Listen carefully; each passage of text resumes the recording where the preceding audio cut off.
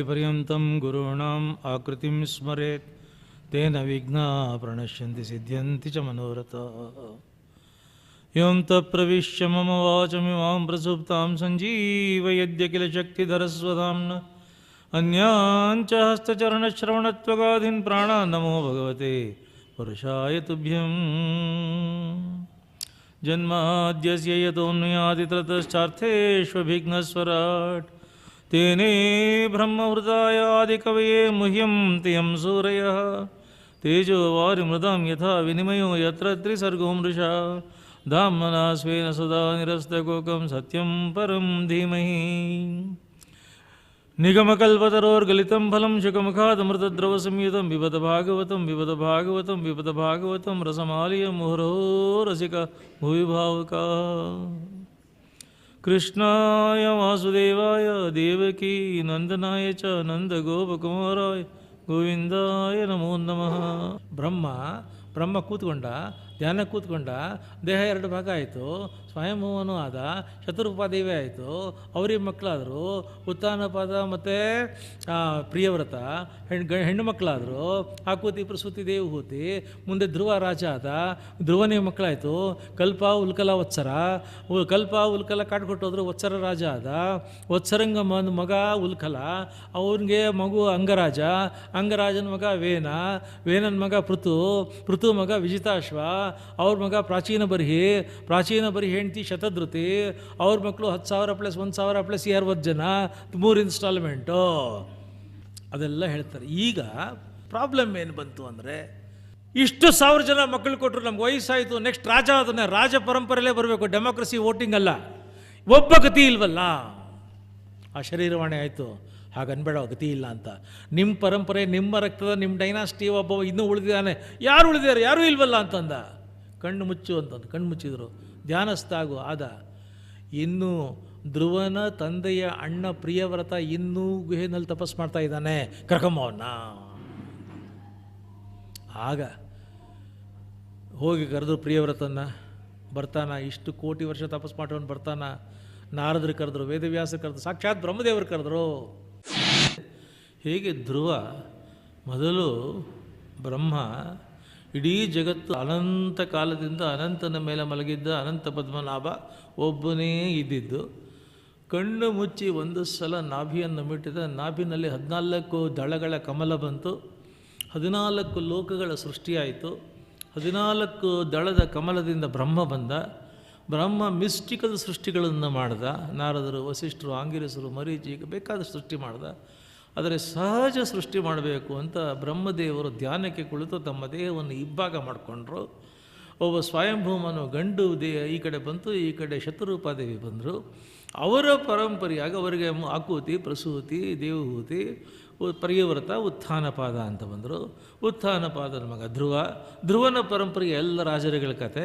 ಕಡೆಗೆ ಪ್ರಾಚೀನ ಬರ್ಹಿ ಬಂದರು, ಅವ್ರಿಗೆ 10 ದಕ್ಷನಿಗೆ 10,000 ಮಕ್ಕಳು, ಅವರೆಲ್ಲ ಕಾಡಿಗೆ ಹೊರಟೋದ್ರು. ಇನ್ನೊಂದು 1000 ಕ್ರಿಯೇಟ್ ಮಾಡ್ದ, ಅವರು ಕಾಡಿಗೆ ಹೋದ್ರೆ. 60 ಜನ ಹೆಣ್ಮಕ್ಳು ಮಾಡ್ದ. ಹೆಣ್ಮಕ್ಳು ಮದುವೆ ಮಾಡ್ಕೊಂಡು ಹೆಣ್ಣು ಮನೆ. ಈಗ ನಾವೇ ರಾಜ ಆಗಬೇಕು, ವಯಸ್ಸಾಯ್ತು, ಎಷ್ಟು ವರ್ಷ ರಾಜ ಅಂತ ಸಿಂಹಾಸನ ಮೇಲೆ ಕೂತಿರೋದು. ಮುಂದೆ ರಾಜ ಆಗಬೇಕು ಅಂದ್ರೆ ಆ ಕಾಲದಲ್ಲಿ ಏನು ಅಂದರೆ, ರಾಜನ ಪರಂಪರೆಯ ರಕ್ತ ಹಂಚಿಕೊಂಡಿದ್ದವರು ಮಾತ್ರ ಅದರ ಮೇಲೆ ಕೂತ್ಕೋಬೇಕೇ ಹೊರತುನೋ ಡೆಮಾಕ್ರಸಿ ಅಂತಂದ್ಬಿಟ್ಟು ಸಿಕ್ಕಿದವ್ರನ್ನೆಲ್ಲ ಕೂಡಿಸ್ತಾ ಇರಲಿಲ್ಲ. ಯಾರು ಈ ಪರಂಪರೆಯಲ್ಲಿ ಇಲ್ವಲ್ಲ, ಏನು ಮಾಡೋದು ಅಂತಂದಾಗ ಆಕಾಶವಾಣಿ ಆಯಿತು. ಇದ್ಯಾಕೆ ಒದ್ದಾಡ್ತಾ ಇದೆಯೋ, ನಿಮ್ಮ ಪರಂಪರೆಯಲ್ಲಿ ನಿಮ್ಮ ರಕ್ತ ಹಚ್ಕೊಂಡಿರತಕ್ಕಂಥವ್ನು ಒಬ್ಬ ಹಿರಿಯ ಇದ್ದಾನೆ, ಅವನು ತಪಸ್ಸಿ ಕೂತಿಯಾನೆ, ಕರ್ಕೊಂಬನ್ನಿ. ಯಾರು? ಧ್ರುವನ ದೊಡ್ಡಪ್ಪ, ಧ್ರುವನ ತಂದೆ ಉತ್ಥಾನಪಾದನ ಅಣ್ಣ ಪ್ರಿಯವ್ರತ. ಇನ್ಫ್ಯಾಕ್ಟ್ ಅವನು ರಾಜ ಆಗಬೇಕಾಗಿತ್ತು. ಆದ್ರೆ ವ್ರತ, ನಿಯಮ, ತಪಸ್ಸು, ಯಜ್ಞ, ಯಾಗ ಅದು ನನಗಿಷ್ಟ, ನನಗೆ ರಾಜ್ಯ ಬೇಕಿಲ್ಲ ಅಂತ ಹೊರಟೋಗಿ ತಪಸ್ಸಿಗೆ ಕೂತ್ಕೊಂಡ. ಎಷ್ಟೋ 1000 ವರ್ಷ ಹೋಗಿದೆ. ಧ್ರುವನೇ 36,000 ವರ್ಷ ರಾಜ್ಯಭಾರ ಮಾಡಿದ್ದಾನೆ. ಆಮೇಲೆ ಅವನ ಪರಂಪರೆ ಎಷ್ಟು ಜನ ಬಂದು ಹೊರಟೋದ್ರು. ಇನ್ನೂ ಪ್ರಿಯವ್ರತ ತಪಸ್ಸು ಮಾಡ್ತಾ ಇದ್ದಾನೆ, ಕರ್ಕೊಂಬನ್ನಿ ಅಂತ ಎಲ್ಲ ಹೋದರು. ರಾಜ ಇವರೆಲ್ಲ ಹೋಗಿ ಕೇಳ್ಕೊಂಡ್ರು. ಯಾರು ಹೇಳ್ದ, ಒಂದು ಸಲ ಇಲ್ಲಿಗೆ ದೇವರ ದರ್ಶನ ಸ್ಪರ್ಶನದ ರುಚಿ ಸವಿ ಅನುಭವಿಸ್ದವನು ಮತ್ತೆ ಜಡ ಪ್ರಪಂಚಕ್ಕೆ ಬರಲ್ಲಪ್ಪ, ನಾನು ಬರಲ್ಲ ಹೋಗಿ ಅಂತಂದ. ಗುಹೆ ಬಾಗಿಲು ತೆಗೀಲೇ ಇಲ್ಲ, ಯಾರ್ಯಾರು ಹೋದರೂ ತೆಗೀಲಿಲ್ಲ. ಕಡೆಗೆ ಬ್ರಹ್ಮದೇವರು ಇವರೆಲ್ಲ ಹೋಗಿ ಬ್ರಹ್ಮಗೆ ಹೇಳ್ಕೊಂಡ್ರು, ರಾಜ್ಯ ಅರಾಜಕ ಆಗುತ್ತೆ, ರಾಜ ಬೇಕು, ರಾಜನ ಪರಂಪರೆಯಲ್ಲಿ ಒಬ್ಬನೇ ಹೋಗಿರತಕ್ಕಂಥದ್ದು, ಕರಿ ಅವನ್ನ. ಆಗ ಬ್ರಹ್ಮದೇವರು ಬಂದು ಹೇಳ್ತಾರೆ, ಬಂದು ಅವಾಗ ಬಾಗಿಲು ತೆಗಿತಾನೆ, ಅದು ಬರಲ್ಲ ಅಂತಂದೆ. ಒಂದು ಮಾತು ಹೇಳ್ತಾರೆ ಬ್ರಹ್ಮದೇವರು, ಮನಸ್ಸನ್ನು ಗೆದ್ದಿರೋನು, ಬುದ್ಧಿಯನ್ನು ಗೆದ್ದಿರೋನು, ಇಂದ್ರಿಯವನ್ನು ಗೆದ್ದಿರತಕ್ಕಂಥವನು, ಜಿತೇಂದ್ರಿಯನಾಗಿರತಕ್ಕಂಥವನು ಮನೆಯಲ್ಲಿದ್ರೇನು ಕಾಡಲ್ಲಿದ್ರೇನು, ಅದನ್ನು ಗೆಲ್ಲದೇ ಇರತಕ್ಕಂಥವನು ಎಷ್ಟು ವರ್ಷ ಕಾಡಲ್ಲಿ ತಪಸ್ಸು ಮಾಡ್ತಿದ್ರು ಅಷ್ಟೇ, ಏನು ಪ್ರಯೋಜನ ಇಲ್ಲ. ಅದನ್ನು ಗೆದ್ದಿರತಕ್ಕಂಥವನು ನಾಡಿನಲ್ಲಿರಲಿ ಅರಮನೆಯಲ್ಲಿರಲಿ ಮನಸ್ಸು ಮಾತ್ರ ಪರಮಾತ್ಮ ಅಂತ ಇರುತ್ತೆ. ನೀನು ಇಲ್ಲಿದ್ದರೂ ಅಷ್ಟೇ, ಅಲ್ಲಿದ್ದರೂ ಅಷ್ಟೇ, ಅಲ್ಲಿ ಬಾ ರಾಜ, ನಿನ್ನ ಕರ್ತವ್ಯ, ನಿನ್ನ ಧರ್ಮ, ನಿನ್ನ ಜವಾಬ್ದಾರಿ ನಿರ್ವಹಿಸಬೇಕು, ಬಾ ನೀನು. ಬ್ರಹ್ಮದೇವರು ಈ ಮಾತು ಹೇಳಿದ್ರಲ್ಲ, ಇಂದ್ರಿಯ ಗೆದ್ದು ಆತ್ಮಜ್ಞಾನಿಯಾಗಿರೋನು ಅರಮನೆಯಲ್ಲಿ ಸಿಂಹಾಸದ ಮೇಲಿದ್ದರೂ ಕೂತಿದ್ರು ಕೂಡ ಏನು ಬಾಧಕಾಗಿರೋದಿಲ್ಲ, ಬಾ. ಬ್ರಹ್ಮನ ಈ ಮಾತಿಗೆ ಅವನು ಸೋಲ್ಲೇಬೇಕಾಗಿ ಬಂತು, ರಾಜ್ಯದ ಜವಾಬ್ದಾರಿ ನಿರ್ವಹಿಸಲೇಬೇಕಾಗಿ ಬಂತು. ಬರಲ್ಲ ಪ್ರಪಂಚ ಬೇಕಿಲ್ಲ ಅಂತಂದ, ಆದರೂ ಬಲವಂತ ಕರ್ಕೊಂಬಂದಾಗ ಬಂದ. ಪ್ರಿಯವ್ರತ ಬಂದ, ಪ್ರಪಂಚ ಬೇಡ ಅಂತಿದ್ದವನು ಬಂದ, ಪ್ರಪಂಚ ನೋಡ್ದ, ಜನ ನೋಡ್ದ, ಅರಮನೆ ನೋಡ್ದ, ಎಲ್ಲ ನೋಡ್ದ. ಗಂಡು ಹೆಣ್ಣು, ಮದುವೆ, ಗಂಡ ಹೆಂಡತಿ, ರಾಜ ರಾಣಿ, ಮಕ್ಕಳು ಮೊಮ್ಮಕ್ಕಳು, ಸಿಸ್ಟಮು ಅರ್ಥ ಮಾಡ್ಕೊಂಡ. ಸರಿ, ಮದುವೆ ಇದ್ದಂದ್ರು, ಆಯ್ತಪ್ಪ ಮದುವೆ ಮಾಡ್ಕೊಳ್ತೀನಿ ಅಂದ. ವಿಶ್ವಕರ್ಮನ ಮಗಳಾಗಿರತಕ್ಕಂಥ ಬಹಿಷ್ಮತಿಯನ್ನು ಈ ಪ್ರಿಯವ್ರತ ರಾಜ ಮದುವೆ ಆದ. 10 ಜನ ಗಂಡು ಮಕ್ಕಳು, 1 ಹೆಣ್ಣು ಮಕ್ಕಳು ಬಂದರು. ಇನ್ನೂ ಒಬ್ಬಳನ್ನ ಮದುವೆ ಆದ. ಅವಳಲ್ಲಿ ತಾಮಸ, ಉತ್ತಮ, ರೈವತ ಅಂತ 3 ಜನ ಮಕ್ಕಳಾದರು. ಅವರು ಮನ್ವಂತರದ ಅಧಿಪತಿಗಳಾದರು.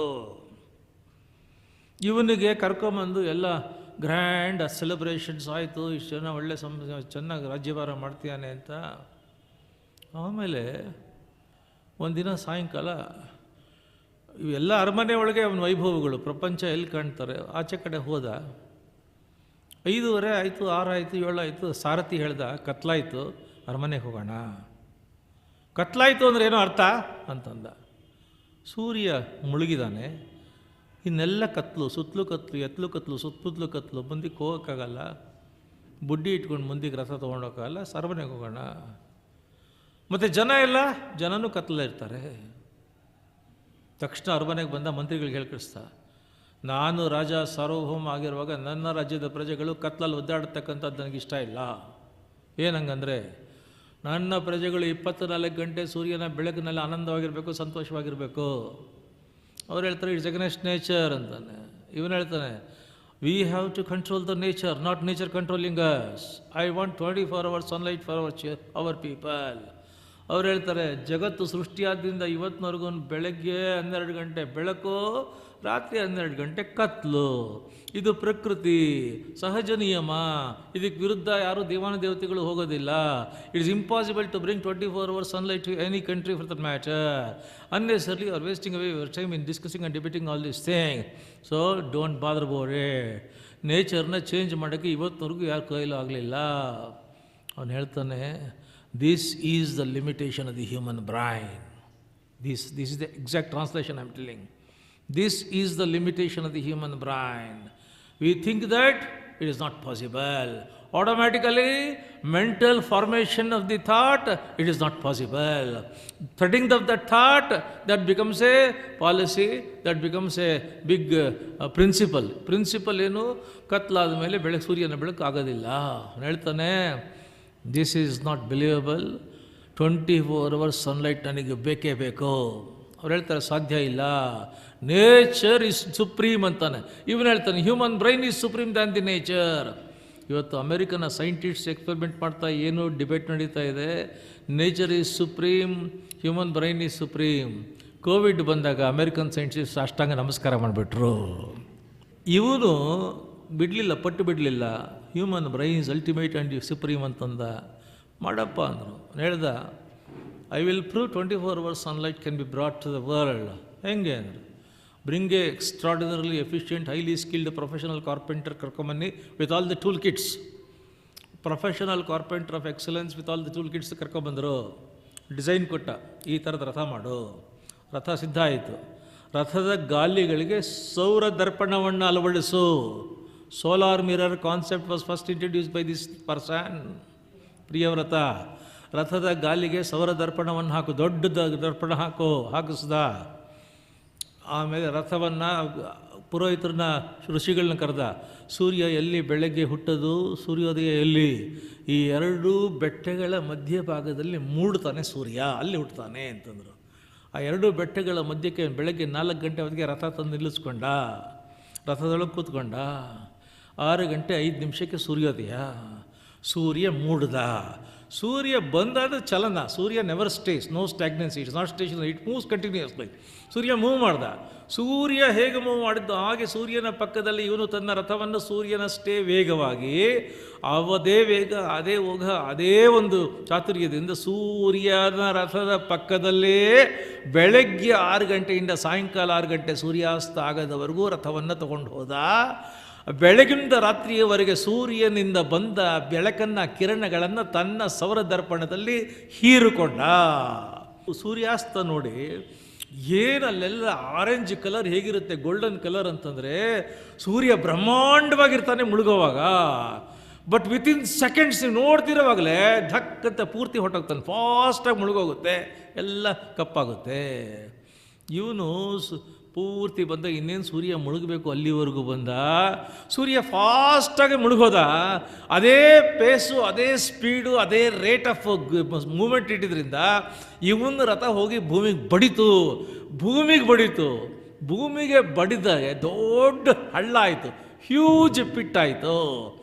But immediately he came back to the palace, went on to the top of the palace. ಅಲ್ಲಿ ಕರೆದ ಎಲ್ಲರೂ ಈ ಸೋಲಾರ್ ಮಿರರ್ನ ತನ್ನ ಸೀಟಿಗೆ ಪ್ರೊಜೆಕ್ಟ್ ಮಾಡ್ದ.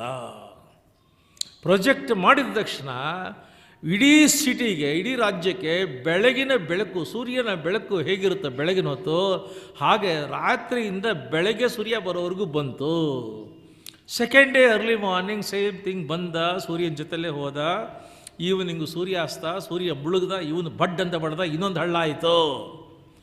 7 ಹಗಲು 7 ರಾತ್ರಿ ನಿರಂತರವಾಗಿ ರಥದಲ್ಲಿ ಕೂತು ತನ್ನ ರಾಜ್ಯದ ಜನಗಳಿಗೆ 7 ಹಗಲು 7 ರಾತ್ರಿ 24 ಗಂಟೆ ಸನ್ ಲೈಟನ್ನು ಟೆಕ್ನಿಕಲಿ ಪ್ರೂವ್ ಮಾಡಿಕೊಟ್ಟಿರತಕ್ಕಂಥ ಮಹಾಭಾವ ಪ್ರಿಯವ್ರತ. 7 ದಿನ ಆದಮೇಲೆ ಋಷಿಮುನಿಗಳು, ಮಂತ್ರಿಗಳು ಇವನ್ನು ಕರೆದರು. ಸ್ವಲ್ಪ ರೆಸ್ಟ್ ತಗೋ. You have proved your point. We have made you the king not for this purpose. You have become the king because you got the objective. ಜನನ, ಧರ್ಮವನ್ನು, ರಾಜ್ಯವನ್ನು, ಸಂರಕ್ಷಣೆ, ಸುಭಿಕ್ಷ ನೋಡ್ಕೊಬೋದು, ಅದು ಮುಖ್ಯನೋ. This is a by product and you had a point and you have proved your point.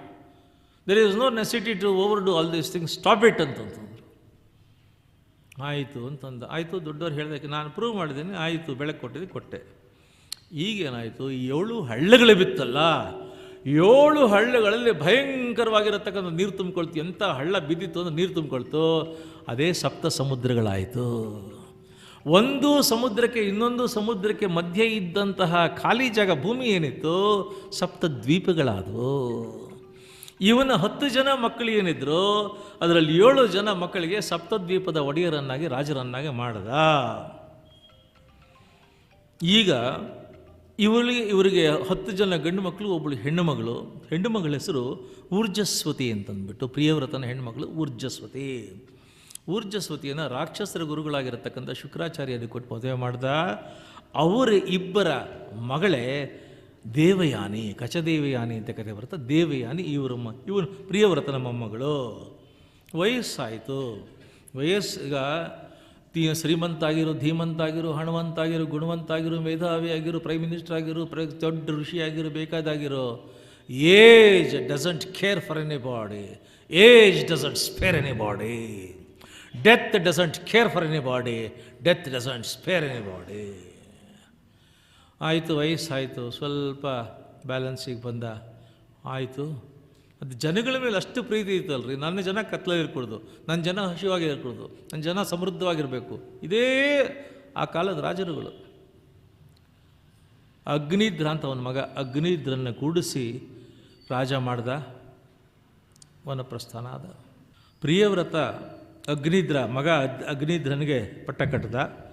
ಅಗ್ನಿಧ್ರನ ಹೆಂಡತಿ ಪೂರ್ವಚಿತ್ತಿ ಅಂತ, ಸಕಲ ಸಲ್ಲಕ್ಷಣೆಯಾಗಿದ್ದಂಥವಳು, ಜಗದೇಕ ಸುಂದರಿಯಾಗಿದ್ದಂಥವಳು, ಅತ್ಯಂತ ಮೇಧಾವಿನಿಯಾಗಿರತಕ್ಕಂಥವಳು, ಮಹಾ ಸುಸಂಸ್ಕೃತಳಾಗಿರತಕ್ಕಂಥವಳು. ಅಗ್ನಿಧ್ರ ಮತ್ತು ಪೂರ್ವಚಿತಿ ಇವರಿಗೆ ಒಳ್ಳೆಯ ನವವಿಧ ಭಕ್ತಿಯ ಒಂದು ನಿದರ್ಶನ ಅನ್ನೋ ರೀತಿಯಲ್ಲಿ 9 ಜನ ಮಕ್ಕಳು ಹುಟ್ಟಿದರು.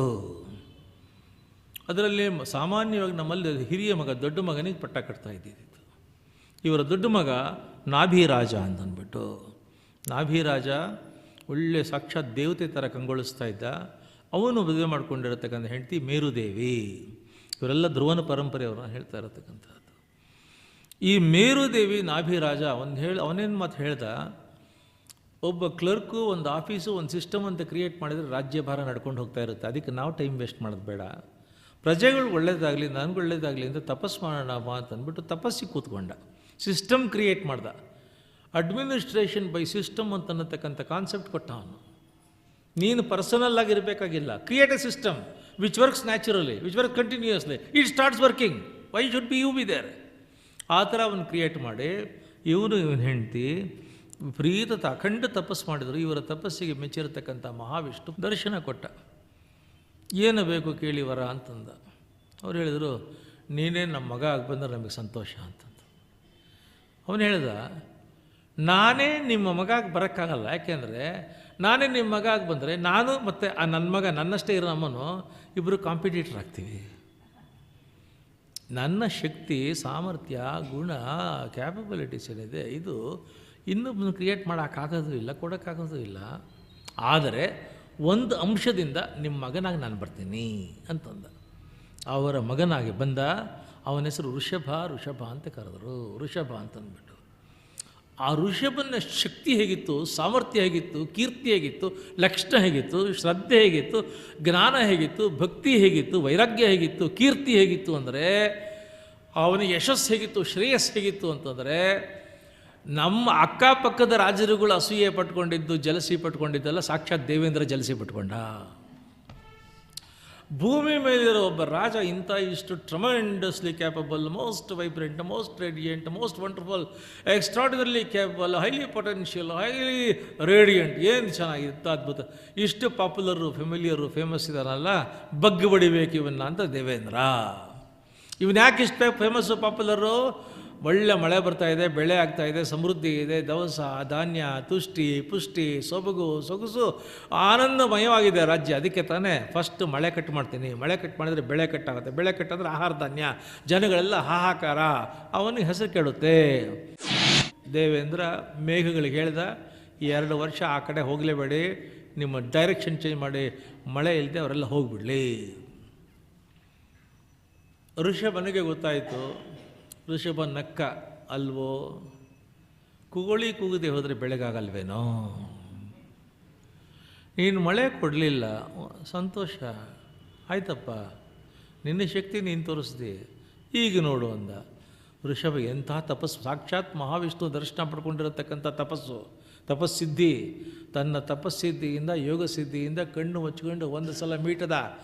ಇಡೀ ರಾಜ್ಯದ ಮೇಲೆ ಎಂಥ ಮೇಘಗಳು, ಅದ್ಭುತವಾಗಿರತಕ್ಕಂತಹ ಪ್ರವಾಹ ಬಂತು ಅಂದರೆ ಕುಂಭದ್ರೋಣ ಮಳೆ ಆಯಿತು, ಅದ್ಭುತವಾಗಿರತಕ್ಕಂಥ ಬೆಳೆ ಆಯಿತು, ಸಮೃದ್ಧಿ ಮುಂಚೆಗಿಂತ ಹೆಚ್ಚು ಸಮೃದ್ಧಿ ಆಯಿತು.